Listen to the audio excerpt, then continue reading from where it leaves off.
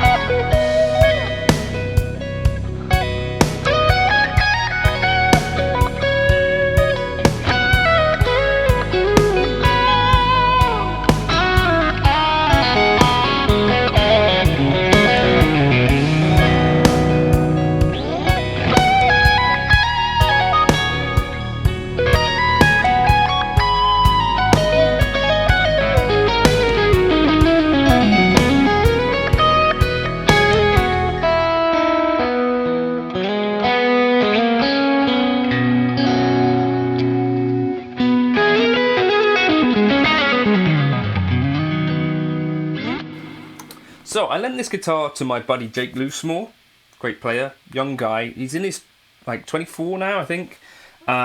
So still has some testosterone in him. I think that might be part of what's going on.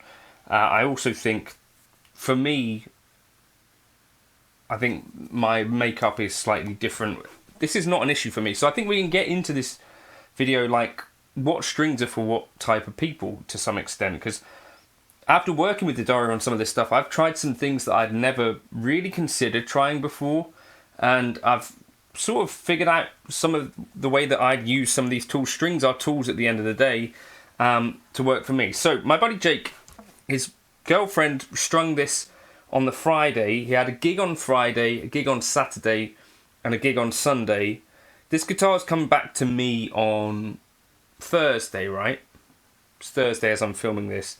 And the strings feel like they've been on the guitar maybe a year. Like, I've got guitars that I would leave strings on for a year, and this is roughly what they feel like. I'm sure you've felt this before, but like everything feels scratchy, and it feels like your frets are not right. You might think that maybe this is not a terrible issue, and maybe you just change your strings, but at the same time, I asked him, like, was this feeling like this, like, after the first gig or second gig? He said on the third gig, it felt a little bit rough. And the thing that also is happening here is if you've got, like, gunk and rust under the string, it actually wears your frets quite a lot quicker, is what I've heard, at least. So, it might not be true, but, like, corrosive strings, it would make sense. If you're feeling the friction is there, right? And that's something rubbing up against the frets, you know, and frets will wear quicker, is what I think. So, that's my buddy Jake.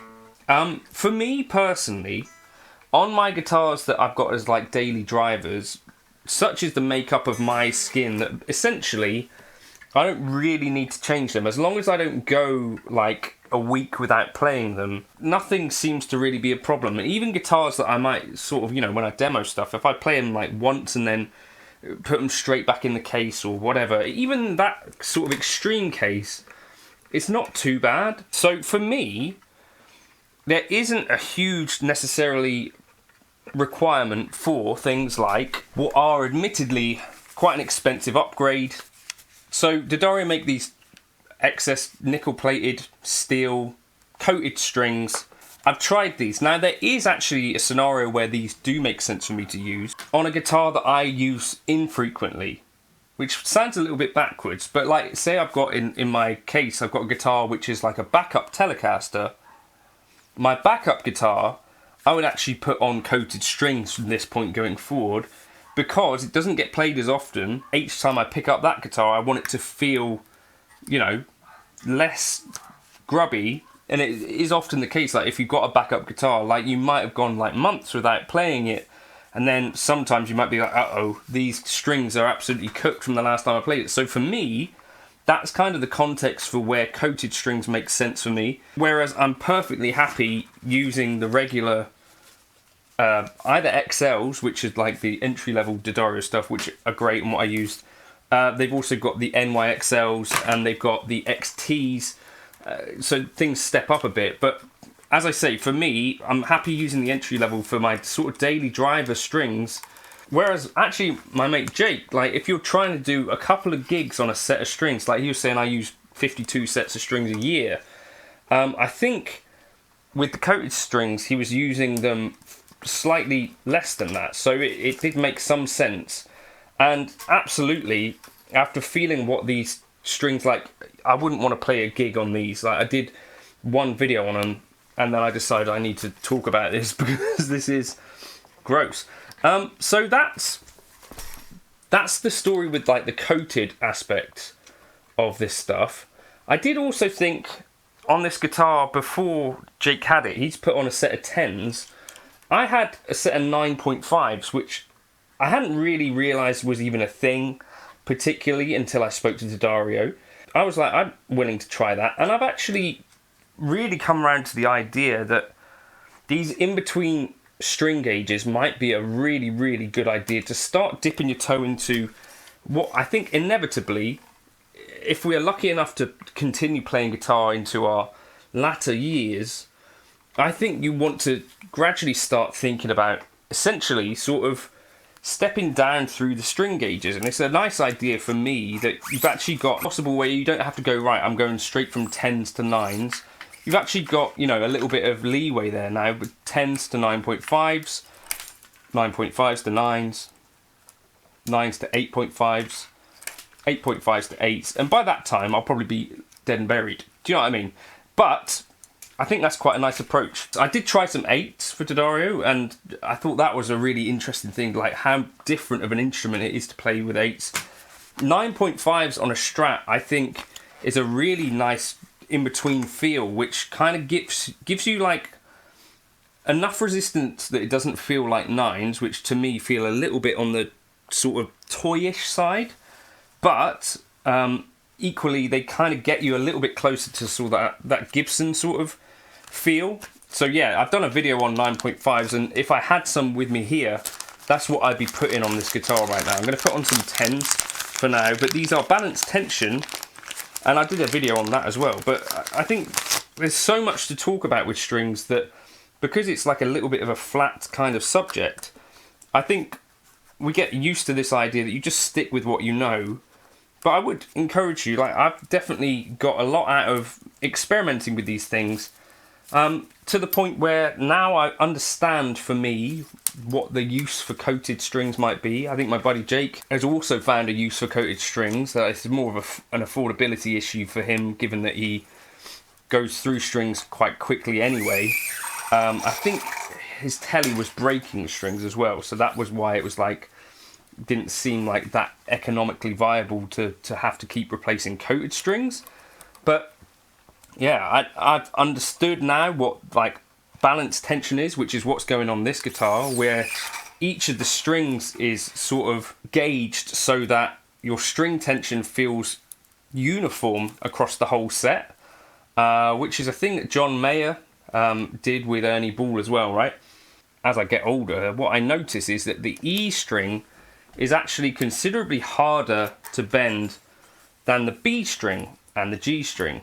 And the reason is that the way that string gauges works is that there were not necessarily super accurate calculations and stuff going on at the time. These days, D'Addario and companies like them can sort of, you know, calculate what an ideal string gauge would be to give you the requisite tension so that your E, your B, and your G would be in a much closer sort of range of tensions.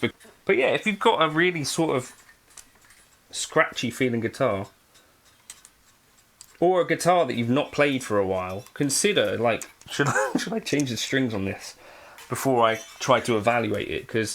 And this is also maybe something that we should be thinking about doing with guitars that we bought from a shop, or even guitars that have come out of a case. Because older guitar strings, I just think, particularly if someone young has played them, could totally sour you on what was otherwise a very respectable guitar.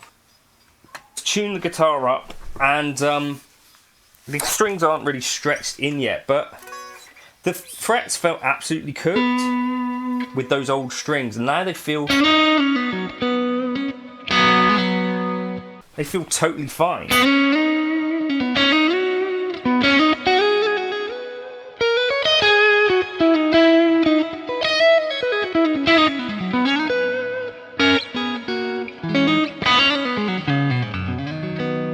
Yeah, so, you know, making these, as I say, like, the guitar feels night and day different. I think strings we can overlook as being as important as they are. Certainly for me, like, I did feel like I had a fairly good idea of what I liked in a string. Didn't really know what the fuss was around coated strings.